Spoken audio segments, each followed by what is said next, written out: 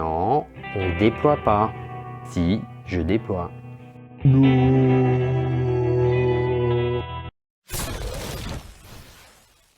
Est-ce que ça vous est déjà arrivé de ne pas vous sentir aligné entre product owner et équipe de développement par exemple sur ce que veut dire la qualité du produit?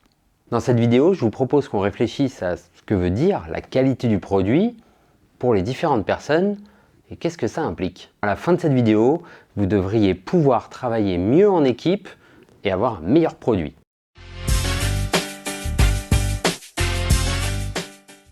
Bonjour à tous, je suis Constantin Guay et avec Jean-Pierre Lambert, nous animons Scrum Life, la première chaîne française qui parle d'agilité sans détour, sans tabou et avec humour.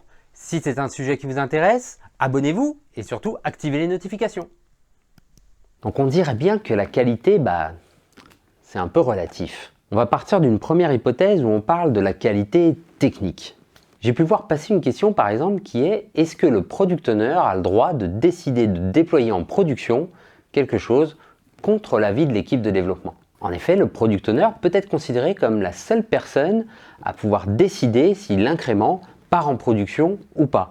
On rappelle que d'après Scrum, l'équipe de développement livre un logiciel potentiellement livrable. Dans ce cas précis, on peut se demander, mais comment ça se fait que l'équipe de développement ait livré quelque chose qu'elle ne voudrait pas voir en production? Sous-entendu, techniquement, c'est pas très propre. Il y a peut-être un problème de definition of done à bien redéfinir, et au final, si c'est done, ça devrait être de qualité. Si ce n'est pas done, ça ne fait pas partie de l'incrément potentiellement déployable. Ensuite, il y a la partie qualité fonctionnelle. Sur la communauté Slack Les Agilistes, que je vous invite bien sûr à rejoindre, un product owner était un peu gêné car l'équipe de développement ne souhaitait pas faire quelque chose, déployer quelque chose, si ce n'était pas fonctionnellement vraiment abouti. Donc on parle bien de potentiellement un produit qui est de bonne qualité, c'est-à-dire un code qui est bien fait, mais où pour les équipes de développement, il manque des fonctionnalités. Par exemple, c'est pas mal du tout là, le moteur de recherche, on rentre des mots, ça retourne des résultats, ils ont l'air assez pertinents. C'est bon, vous pouvez y aller et déployer comme ça pour moi. Non, attends, on a prévu de faire beaucoup mieux que ça, par exemple d'avoir de l'autocomplétion pour être sûr que les gens ils puissent affiner leur recherche au fur et à mesure qu'ils tapent. C'est une bonne idée, ça peut vraiment aider l'utilisateur, mais ça va vous prendre longtemps? Non, pas trop longtemps. On ne sera pas prêt dans cette itération-là par contre, mais bon, ça devrait être dans la prochaine ou au pire celle d'après, parce que bon, il y a quand même pas mal d'accès à la base de données, il faut qu'on arrive à faire que ça ne fasse pas tout péter. Ah ouais, mais juste le moteur de recherche, là, ce que vous m'avez montré, là, ça marche maintenant. Ah oui, là, ça marche, c'est bon, il faut juste qu'on ajoute l'autocomplétion maintenant. Ok, et on ne peut pas juste livrer ça déjà puis voir ce que ça donne? Non, pour l'utilisateur, ce serait vraiment un produit peu fini. Maintenant, tout le monde fait de l'autocomplétion, il faut qu'on le fasse aussi. Là, on le voit, les développeurs, pour de bonnes raisons, au final, améliorer et donner un bon produit aux utilisateurs, vont reculer l'échéance de la livraison, alors qu'au final, c'est assez pertinent d'avoir un découpage fonctionnel qui nous permette de livrer tout de suite, très tôt, de la valeur. Dans l'exemple là, au moins on peut faire une recherche dans le moteur de recherche et ensuite, une fois que ça fonctionne, d'améliorer la fonctionnalité avec potentiellement de l'autocomplétion ou même encore autre chose. Par contre, on ne déroge pas à la qualité technique de la partie fonctionnelle qu'on va livrer. Parce que on le fait vite fait et on reviendra dessus après, en vrai, on reviendra pas dessus après parce qu'il n'y aura plus de budget. Donc le but, c'est bien de livrer bien et vite pour avoir du feedback. Si tu n'as pas honte du produit que tu livres, c'est que tu as livré trop tard. Mais alors on le voit, il y a vraiment cette différence de notion de qualité qu'il peut y avoir entre le product owner et l'équipe de développement. Mais au final, qui est-ce qui a raison? C'est quoi la qualité? T'en dis quoi, Jean-Pierre? Ah, bonne question, Constantin. C'est quoi la qualité? Parce qu'en fait, c'est une vraie question de fond. On va le voir, je vais essayer de vous expliquer que le plus important, c'est pas tant la réponse à cette question que le fait que tous les acteurs soient alignés sur la même réponse. J'ai envie de passer par une métaphore pour vous répondre à cette notion, c'est quoi la qualité? Alors, un petit moment de culture générale. Est-ce que vous connaissez la pyramide des besoins de Maslow? Comme le nom l'indique, ça va être sous la forme d'une pyramide. Donc, selon Maslow, les différents besoins qu'on a, ça va commencer le tout premier niveau en bas, ça va être les besoins physiologiques. Le fait qu'il faut manger, qu'il faut boire, qu'il faut dormir, qu'il faut faire ses besoins, etc., etc. Au-dessus de ça, on va avoir les besoins de sécurité. C'est l'idée qu'on a un environnement qui est stable et prévisible, sans anxiété ni crise. Le niveau au-dessus, ça va être les besoins d'appartenance et d'amour. Voilà, c'est cette idée, l'être humain, c'est un animal social, il a besoin d'appartenir à une communauté, c'est l'affection des autres. Au-dessus de ça, on va avoir le besoin d'estime, la confiance, le respect de soi-même, mais aussi la reconnaissance et l'appréciation des autres. Et enfin, le tout dernier, les besoins d'accomplissement de soi. Là, on commence à rentrer presque dans l'aspect philosophique, c'est on s'est donné un but dans sa vie et on l'atteint. On voit cette notion de pyramide, c'est que les niveaux inférieurs sont des prérequis au niveau supérieur. Effectivement, l'estime des autres, ça passe un peu au second plan quand on meurt de faim, par exemple. Et en même temps, vu dans l'autre sens, une vie où on n'aurait que les niveaux inférieurs, elle serait un peu creuse. Donc on a besoin de tous les niveaux, et on sait qu'on ne peut pas atteindre les niveaux supérieurs sans accomplir les niveaux inférieurs, au moins dans une certaine mesure. Bon, et alors pourquoi je vous parle de ça? Pourquoi on fait cet encart culture générale sur Scrum Life? Parce que ce qui est très intéressant, c'est de reprendre ces différents éléments et de la transposer sur la qualité d'un logiciel, justement. Donc, qu'est-ce que ça se donnerait? Les besoins physiologiques d'un logiciel, ce serait quoi? Très concrètement, le produit, il est déployable, fonctionnellement OK. Quand on lui dit de faire A, il fait A. Le niveau supérieur, les besoins de sécurité, ça devient toutes les notions de performance, sécurité, fiabilité. Voilà, à nouveau, c'est cette notion de le logiciel fait ce qu'il doit faire, y compris dans des situations plus complexes, sous forme de stress, ou simplement dans la récurrence. Le besoin d'appartenance et d'amour, ça devient le logiciel est intuitif, il est ergonomique.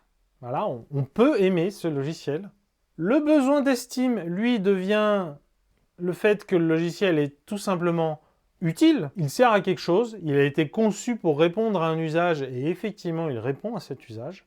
Et enfin, le dernier niveau, le besoin d'accomplissement de soi, sur le logiciel, ça devient le logiciel est une réussite, tout simplement. Généralement, quand on est dans du business, il est prospère, il rapporte de l'argent. Alors encore une fois, pourquoi je vous présente ça? Je rappelle, le but, ça va être de construire une définition commune. C'est d'aligner tout le monde. Pourquoi je vous dis ça? Parce que ce qu'on va voir, c'est que si on interroge un acteur ou un autre, justement, il ne va pas donner la même définition. Voilà. Par exemple, si on interrogeait un développeur, il nous dirait « la qualité, c'est... une bonne suite de non-régression, voilà, le logiciel il est bien codé, on a les tests unitaires, les tests d'intégration, le truc qui tourne, la sécurité aussi, performance, etc. Voilà, c'est tout ça la qualité. Voilà, ce qu'on voit, le développeur, il s'intéresse au niveau inférieur de la pyramide, ce qu'on pourrait qualifier de qualité technique. Et finalement, c'est assez logique, c'est le focus du développeur. Un produit de qualité, c'est quoi? Il est utile. On l'a créé pour quelque chose, ça, effectivement, il le fait. On peut l'utiliser, il est intuitif, ergonomique, très clairement. Puis bon, évidemment, il fonctionne, quoi. Voilà. Là, on voit, côté produit, tout de suite, le focus, il n'est pas le même. Il est beaucoup plus haut dans la pyramide. Ça pourrait être la qualité d'un point de vue utilisation. Un logiciel de qualité, c'est un logiciel, quand on l'utilise, il fonctionne. Quel que soit, même quand on fait des trucs un peu bizarres, des trucs un peu atypiques, et puis même quand on l'utilise, on comprend ce qu'il fait, quoi. S'il y a un problème, on comprend ce qui se passe. Là, par exemple, ce testeur, il était un peu dans l'entre-deux, entre la qualité technique et la qualité utilisateur, quelque part. Là, encore une fois, on a un focus différent. Et puis, qu'est-ce qu'il nous dirait le directeur, là, le PDG de la boîte? Pour moi, un produit de qualité, c'est un produit qui rentre la thune. Moi, on va dire, je m'en fiche du reste. Qu'est-ce qu'il fait exactement? C'est quoi les segments? Est-ce qu'il marche ou pas? Enfin, tant que l'argent rentre, pour moi, on est bon. Oui, pour le directeur, la seule chose qui compte, c'est bien le haut. Le fait que c'est un produit qui marche et qui rapporte de l'argent. Le reste, ça lui passe un peu au-dessus. Et puis, on a peut-être oublié quelqu'un, là. Et l'utilisateur? Là, pour moi, ça, c'est un produit de qualité. Le truc, il est pas cher, il me sert à quelque chose, ça marche. Voilà, il est joli, c'est agréable. La pub, elle est pas trop intrusive. Ça, c'est cool. Ça, c'est un produit de qualité, ouais. Voilà, pour l'utilisateur, la définition, elle est encore plus floue. un produit de qualité, un truc qui me rend service, qui marche, qui fait ce que j'ai besoin. Donc ce qu'on voit bien, c'est que chaque personne a une définition différente de la qualité. Et c'est bien pour ça que je vous ai introduit cette pyramide. C'est la pyramide des besoins de Maslow projetée sur la qualité d'un logiciel. Parce qu'en fait, tous ces différents niveaux de qualité, ils ne sont pas à opposer. Ils sont complémentaires. La qualité, c'est tout ça en même temps. Donc reprenons la métaphore de la pyramide. Le bas de la pyramide soutient le haut de la pyramide. Dit autrement, on ne peut pas faire un super produit sans être très bon techniquement. Voilà, la qualité technique, c'est déjà la base et c'est fondamental. Mais à l'inverse, si on a une base très solide, très travaillée, mais qu'au-dessus, on n'a pas grand-chose vraiment à mettre, c'est pas un produit à succès, c'est pas un produit qui est utile, voire c'est pas un produit qui est utilisable, qui est ergonomique, bah ça sert à rien non plus de faire la super qualité technique. Voilà, donc les deux, encore une fois, tous ces éléments de vision de la qualité sont complètement complémentaires. Sans qualité technique, c'est impossible de faire un super produit. Mais à l'inverse, c'est bien la vision produit qui fixe le niveau d'exigence auquel on veut se soumettre pour que le produit soit un succès. Donc encore une fois, il faut vraiment s'aligner. S'aligner et créer une vision partagée de la qualité. Et elle est là la réponse, c'était le sujet. Constantin, tu me posais la question, c'est quoi la qualité? Eh ben, ça va être très spécifique au projet et surtout, il faut qu'on ait une seule définition de la qualité et que cette définition elle soit collective, qu'elle englobe tout. Parce qu'un produit qui ne rapporte pas d'argent, il ne sert à rien. Un produit qui est sur des bases complètement trouées, il ne pourra pas marcher. Et là, tout ce que je vous ai un peu exposé au travers de cette pyramide, au travers des différentes visions des différents acteurs, et en fait ça, on peut l'introduire sous la forme d'un atelier. Je l'ai déjà pratiqué moi-même plusieurs fois, j'ai documenté sur un SlideShare, dans un article de blog, à quoi ça ressemble et comment l'animer. Évidemment, je vous mets les liens dans la description pour que vous retrouviez tout ça. Maintenant, si ça vous intéresse spécifiquement de voir comment on l'anime, voilà, pour aller un peu plus loin en termes de support d'explication, qu'on fasse une vidéo sur le sujet, écoutez, à 200 pouces vers le haut, on l'a fait. On fait cette petite vidéo, elle sera rapide, elle prendra quelques minutes, voilà, pour bien illustrer comment on l'anime, c'est quoi les dynamiques, qui fait ça, et comme ça, vous verrez mieux et vous pourrez vraiment très facilement la faire quand vous rejoignez une nouvelle équipe et on voit qu'on n'est pas tous alignés sur la définition de c'est quoi la qualité. C'est vraiment un super exercice justement pour faire émerger ces différentes définitions de la qualité et faire prendre conscience que la qualité, c'est toutes ces définitions en même temps et qu'elles sont toutes importantes. Voilà Constantin, je te rends la parole. Vraiment, il ne faut pas oublier la qualité. Il faut construire une vision commune. Merci Jean-Pierre, c'est très intéressant effectivement de se rendre compte qu'au final, tout le monde parle d'une qualité différente, mais qui est un tout. Donc ces différences de qualité qu'on va comprendre, ça va être aussi par exemple la différence entre un MVP, Minimum Viable Product, et un POC, Proof of Concept. Proof of Concept, c'est la preuve qu'on arrive à faire quelque chose. Théoriquement, c'est plutôt le POC, on va le jeter. Alors que le MVP, c'est quelque chose qui va partir en prod et qui va rester. Donc on va avoir tendance, même techniquement, à essayer de rogner sur la partie POC pour justement aller rapidement prouver que notre concept fonctionne.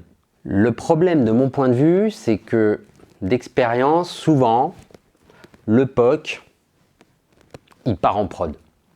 Et une fois qu'il est en prod, il reste en prod et ça devient un produit avec beaucoup de legacy, beaucoup de dettes techniques. Parce qu'il faut comprendre, par exemple, un sponsor qui n'est pas un programmeur, quand vous allez lui dire, bon, on va revenir sur du code qui fonctionne pour le rendre plus joli, plus propre, c'est pas forcément simple pour cette personne de donner du budget pour ça, alors qu'il pourrait donner du budget pour de la valeur. Donc c'est vraiment un choix qu'il faut faire en toute conscience, savoir qu'on prend un risque. Moi, après, mon conseil, c'est qu'au final, c'est l'équipe de développement qui doit prendre cette décision.